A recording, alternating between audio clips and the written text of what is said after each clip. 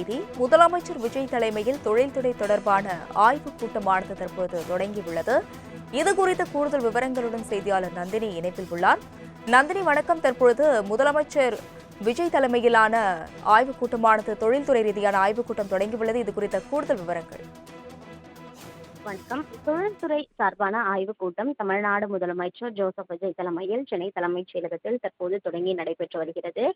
அந்த வகையில் தமிழக நிதிநிலை அறிக்கையை பொறுத்தவரையில் ஜூலை இறுதி அல்லது ஆகஸ்ட் முதல் வாரத்தில் தாக்கல் செய்யப்படலாம் என எதிர்பார்க்கக்கூடிய நிலையில் துறை வாரியான ஆய்வுக் கூட்டத்தை கடந்த ஒரு வாரமாகவே தமிழ்நாடு முதலமைச்சர் மேற்கொண்டு வருகிறார். அதன்படி இன்று காலை தொழில்துறை சார்பான ஆய்வுக் கூட்டம் மேற்கொள்ளப்பட்டு வருகிறது.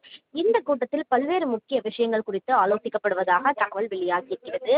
குறிப்பாக புதிய தொழில் நிறுவனங்களுக்கு ஒப்புதல் அளிப்பது தொடர்பான முக்கிய முடிவு என்பது இந்த ஆலோசனை கூட்டத்தில் மேற்கொள்ளப்பட இருக்கிறது. அதன் தொடர்ச்சியாக புதிய முதலீடுகளை ஈர்ப்பது, வேலை வாய்ப்புகளை அதிகரிப்பது, குறிப்பாக இளைஞர்களுக்கான வேலை வாய்ப்புகளை அதிகரிக்க மேற்கொள்ள வேண்டிய நடவடிக்கைகள் உள்ளிட்டவை குறித்தும் இன்று தமிழ்நாடு முதலமைச்சர் தலைமையில் நடைபெறக்கூடிய ஆலோசனை கூட்டத்தில் ஆலோசிக்கப்பட இருக்கிறது.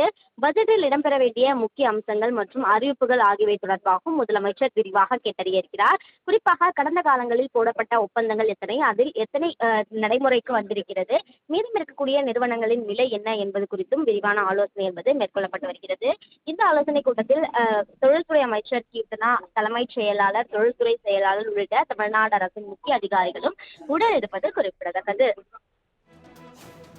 விவரங்களுக்கு நன்றி நந்தினி.